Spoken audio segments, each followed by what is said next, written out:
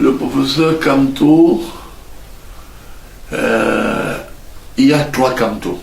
Ah bon, il y a 3 Kamto au Cameroun? 3 Kamto, oui. C'est-à-dire que c'est une métaphore politique. D'accord.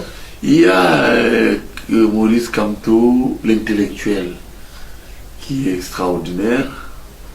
Et il y a Maurice Kamto, l'homme politique, qui n'est pas... qui est tout à fait entier parce qu'il s'est quand même engagé. Et il y a Maurice Kamto, le manager politique.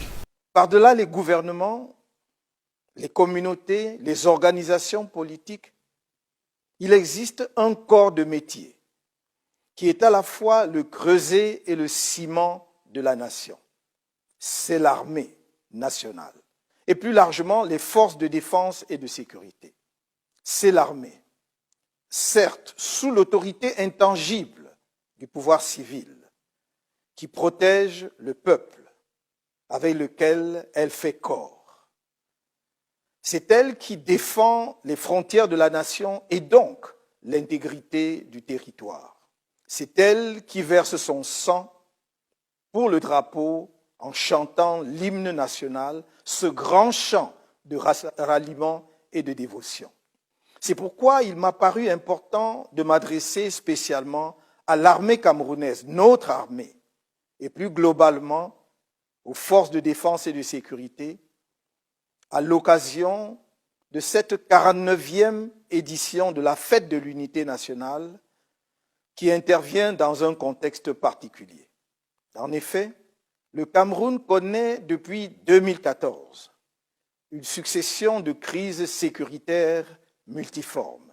Les incursions répétées de la secte Boko Haram dans la région de l'extrême nord, les multiples attaques aux frontières avec la République centrafricaine et depuis 4 ans maintenant, la guerre civile fratricide qui ravage les régions du nord-ouest et du sud-ouest. Cette insécurité devenue chronique qui a rendu inaudible la propagande officielle sur la paix met en péril les fondements de notre jeune nation. Dans ce contexte d'instabilité sécuritaire grave, l'armée et plus généralement les forces de défense et de sécurité ont un rôle vital à jouer afin d'éviter l'érosion de la cohésion nationale. Aussi, à l'occasion de cette fête nationale du 20 mai 2021, si particulière, les militaires et les autres membres de forces de défense et de sécurité qui mettent en péril leur vie pour défendre notre bel héritage commun méritent-ils, plus que par le passé, toute l'attention de la nation. En raison des dysfonctionnements historiques entretenus et du dévoiement organisé de l'institution militaire et des services de sécurité dans notre pays depuis son accession à l'indépendance, certains militaires et membres des services de sécurité pensent être au service d'un régime.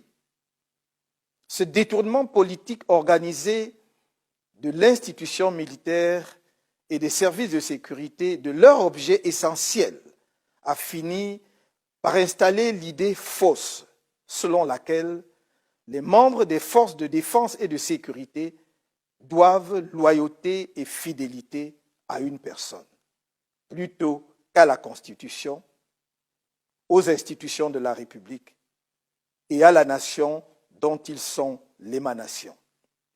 Dans mon programme électoral, lors de la campagne présidentielle d'octobre 2018, j'avais esquissé quelques grands axes pour la réforme, la modernisation et la professionnalisation de notre armée.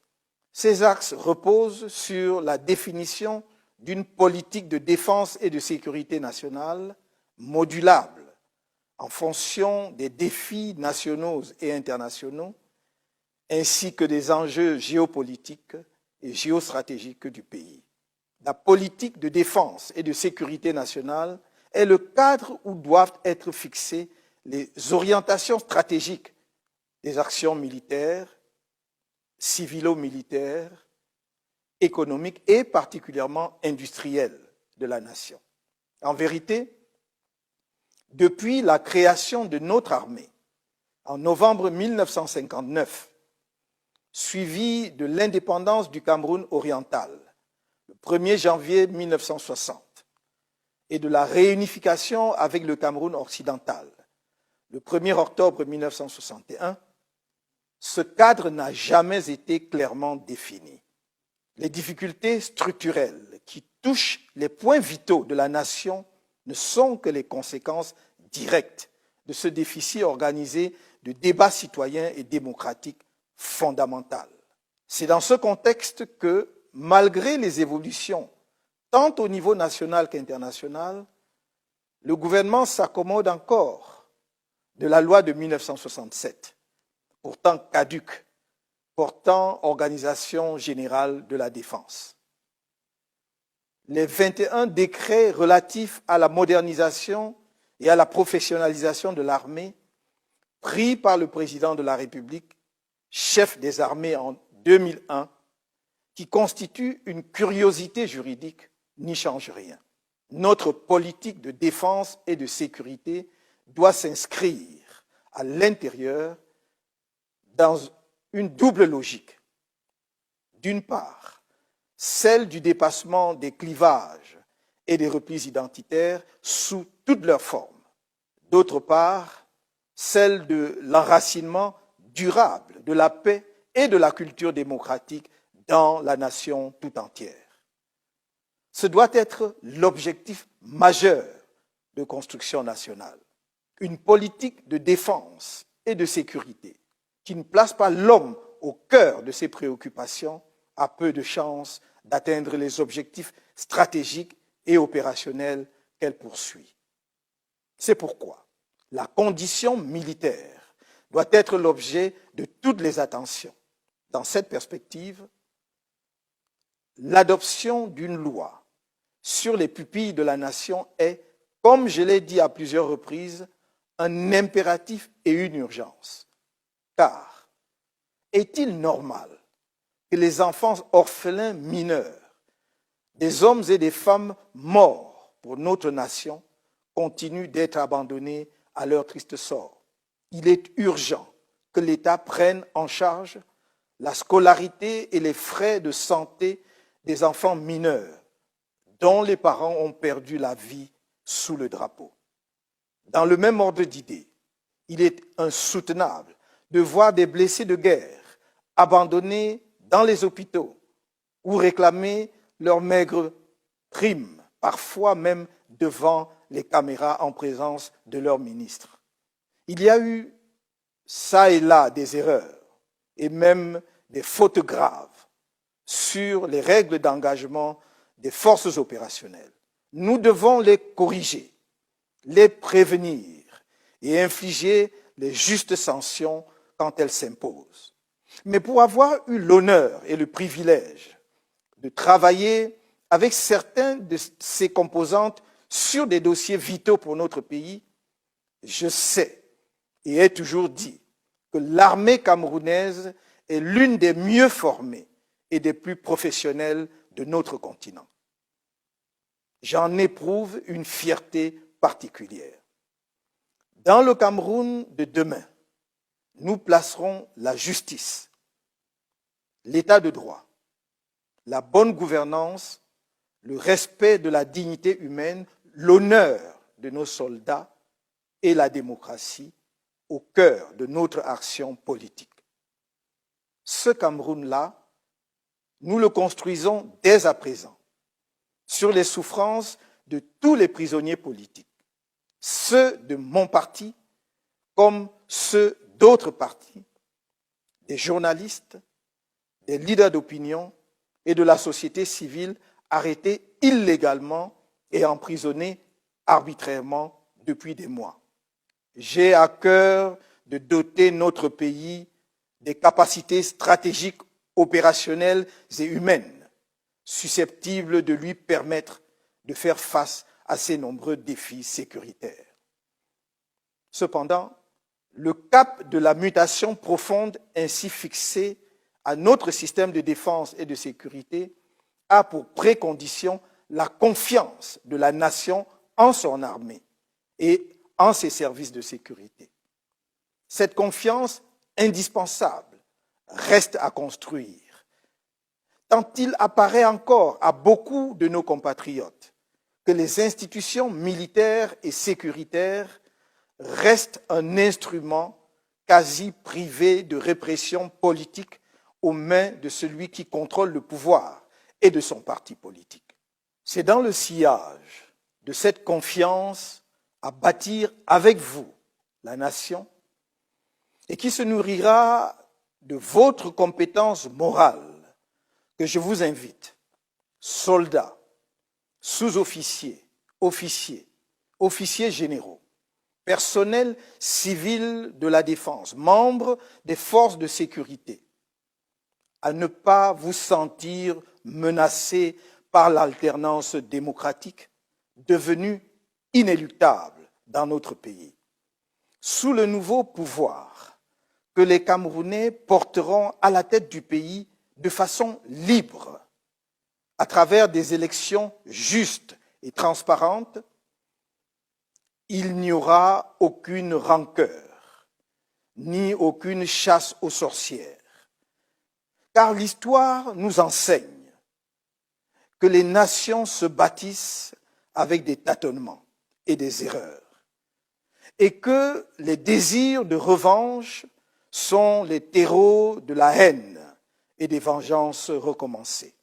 Ce nouveau pouvoir qu'une majorité écrasante de Camerounais appelle de tous ses vœux sera la conséquence logique du dialogue inclusif par lequel nous trouverons ensemble, en tant qu'enfants d'un même pays, une solution pacifique durable aux conflits armés dans les régions du Nord-Ouest et du Sud-Ouest et l'émanation du libre choix des Camerounais sur la base d'une réforme consensuelle du système électoral.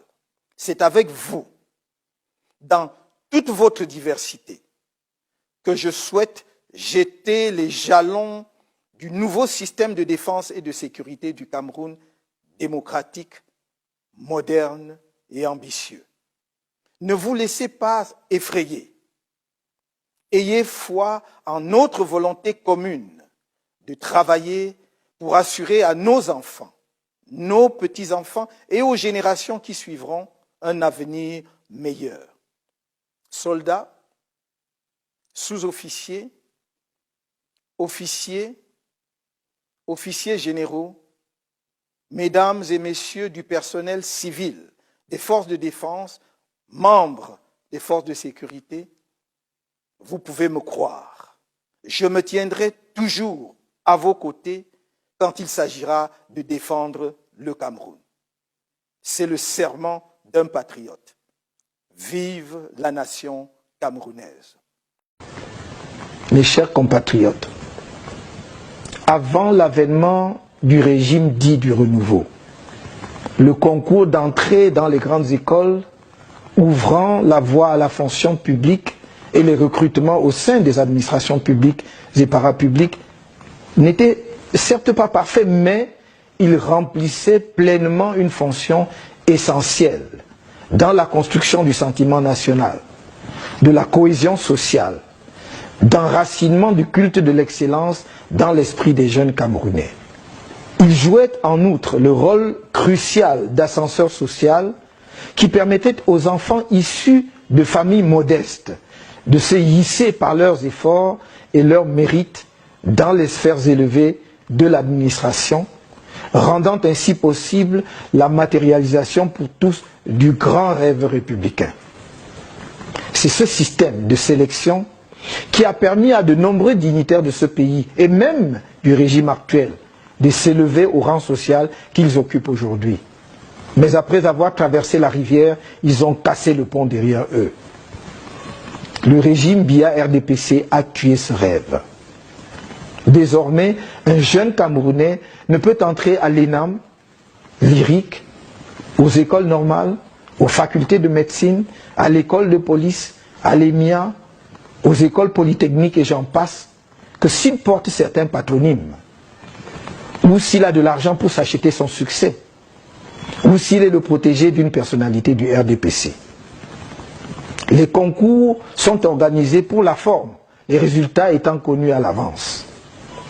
Les dynasties administratives s'organisent. En effet, sans aucune gêne, ceux qui gèrent le pays sous ce régime mesurent désormais leur puissance politique au nombre de leurs progénitures et aux autres membres de leur famille qu'ils font inscrire comme admis au concours d'entrée dans les principales grandes écoles donnant accès à la haute administration. La relève dynastique est donc assurée. En somme, la corruption généralisée du régime a détruit le système éducatif camerounais, en particulier son système universitaire public, qui était l'un des plus performants et des plus respectés en Afrique, toutes régions confondues.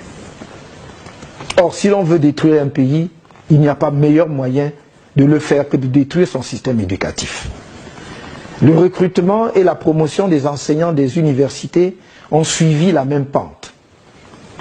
Il faut vraiment détester son pays pour laisser prospérer de telles pratiques qui se déroulent au su des autorités et dans l'impunité totale. Comme de toutes les formes de corruption qui gangrènent mortellement notre pays, le MRC s'engage à purger la société camerounaise de ce mal qui le mine depuis des décennies si le peuple camerounais le portait au pouvoir à l'occasion des prochaines consultations électorales. Mes chers compatriotes,